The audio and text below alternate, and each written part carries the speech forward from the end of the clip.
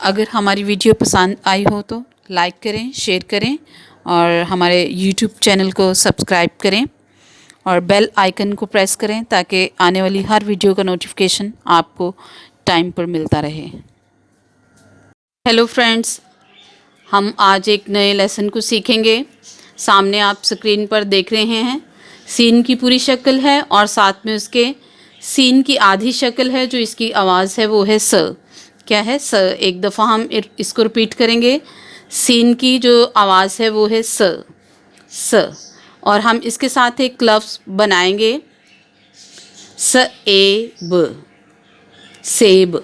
स ए ब, सेब। ये सामने आप देख रहे हैं, ये शीन की पूरी और आखिरी शक्ल है और साथ में शीन की आधी शक्ल है, लेकिन जो इसकी आवाज़ है वो है श।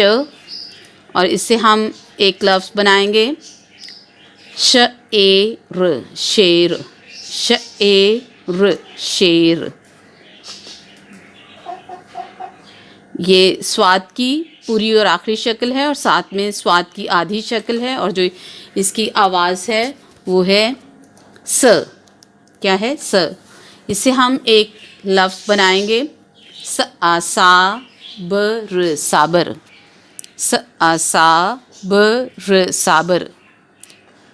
ये ज़्वाद की पूरी और आखिरी शक्ल है और साथ में ज़्वाद की आधी शक्ल है और जो ज़्वाद की आवाज़ है वो है ज़। और इससे हम एक लफ्ज़ बनाएंगे ज़ र ब, ज़रब।